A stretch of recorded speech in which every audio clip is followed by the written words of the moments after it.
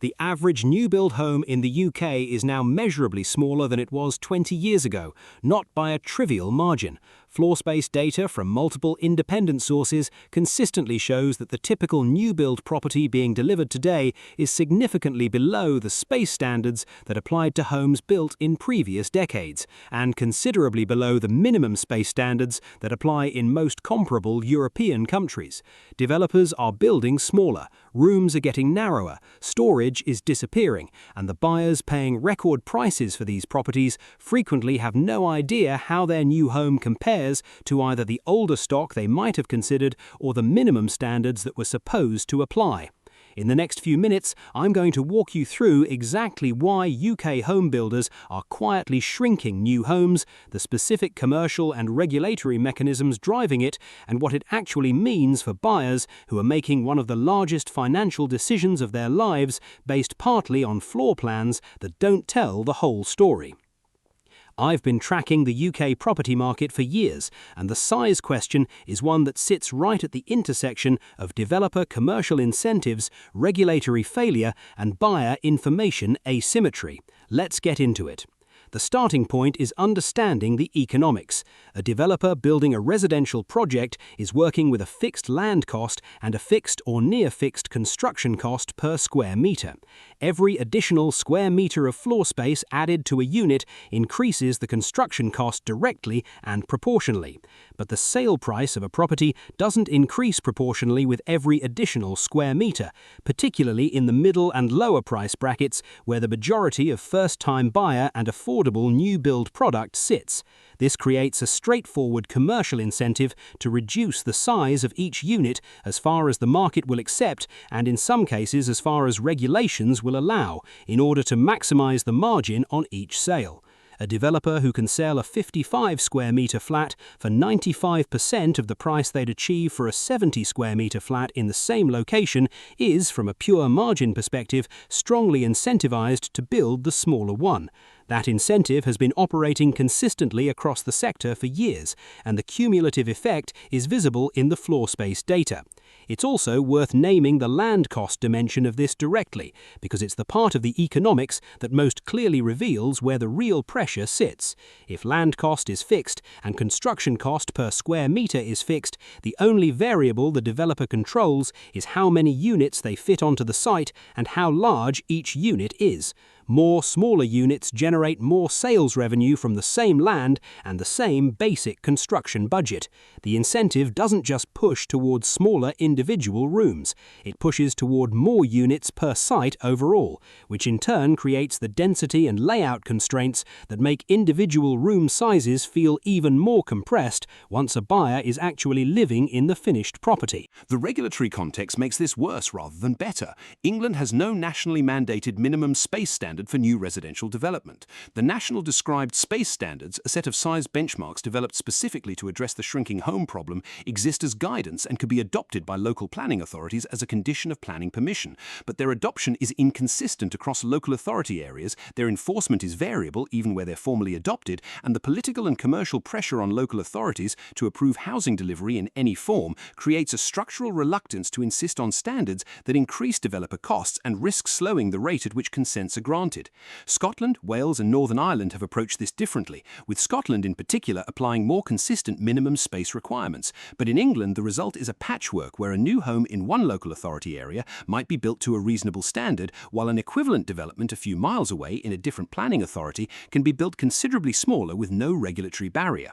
The viability argument is the mechanism through which developers most frequently push back against space standards when they are proposed as planning conditions. Developer viability assessments submitted as part of the planning process model the financial viability of a scheme at various cost levels and use the modeled viability to argue that imposing additional requirements, whether space standards, affordable housing quotas, or infrastructure contributions, would make the scheme unviable and therefore would result in no development at all.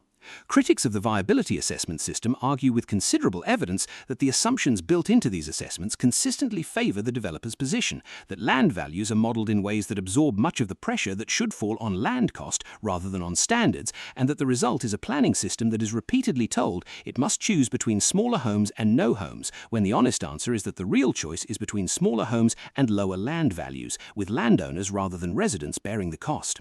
The viability system as currently structured has been widely criticized by planning academics, housing campaigners, and some politicians, but it remains embedded in the planning process in a way that gives developers a meaningful procedural tool to resist standards that would increase their costs and local authorities a genuine dilemma between holding the line on quality and securing the housing delivery numbers their own strategies require. The information asymmetry problem means buyers rarely understand what they're actually buying in space terms. Floor plans are provided, but in a format, scale, and visual style specifically chosen to make rooms appear larger and more generous than they are in practice. Rendered images show furniture scaled to the space in ways that make a 3.2-meter bedroom appear to comfortably accommodate a double bed, bedside tables, and a wardrobe, which in reality it cannot do simultaneously in any functional arrangement. The square footage, where it's disclosed at all, is presented as a headline number without any comparative context, no indication of how it compares to the National Described Space Standard for that property type, no comparison to the existing housing stock in the area, and no indication of how it compares to new-build homes being delivered in equivalent locations in other European countries. A buyer relying on the developer's own marketing materials to assess whether their new home is an adequate size is relying on materials specifically designed to present the property in the most favorable possible light. There is also a specific problem with how square-foot space footage is calculated and disclosed across the new build sector. Some developers quote gross internal area, others quote net usable area, and the definitions used are not consistent or always clearly explained, meaning the headline square footage figure, where it is disclosed at all, is not necessarily a reliable comparative number without knowing exactly how it was measured. A buyer comparing two developments on the basis of a headline square footage number who doesn't know that one figure was calculated on a gross basis and the other on a net basis is comparing numbers that don't represent the same thing. The bedroom size problem is where this lands most practically for buyers with families. The National Described Space Standards specify minimum floor areas for bedrooms, distinguishing between rooms that can genuinely function as double bedrooms and those that are effectively single rooms in usable terms, even if marketed as doubles. A bedroom that meets the technical minimum for a double bedroom under the standard is often, in practice, a room in which you can fit a double bed, but in which doing much else with the space is extremely limited. Developers building to or just above the minimum are technically compliant, while delivering rooms that most buyers, if shown the actual dimensions in context, would assess as uncomfortably small for everyday use. The room is called a double bedroom in the marketing material, it functions as one in name and in floor space classification. Whether it functions as one in lived experience is a question buyers are rarely given the information to answer before they commit. The storage disappearance is a related symptom of the same underlying commercial pressure. Adequate built-in storage, cupboards, airing cupboards, utility space, is a genuine construction cost and occupies floor space that could otherwise be sold. The trend across new build delivery over the past decade has been a visible reduction in the provision of built-in storage, to the point where newly built properties regularly have less cupboard space than equivalent-sized Victorian or Edwardian terraces built over a century ago. The consequence lands on buyers after move-in, when the reality of living in a space with inadequate storage becomes apparent, and the options available to them, installing freestanding furniture or paying for custom built-in solutions, are expensive relative to having the storage built in as part of the original construction.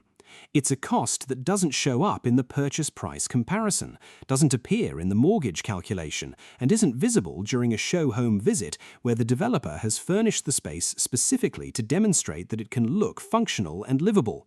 It surfaces after completion, when the buyer is already committed and the developer has already been paid.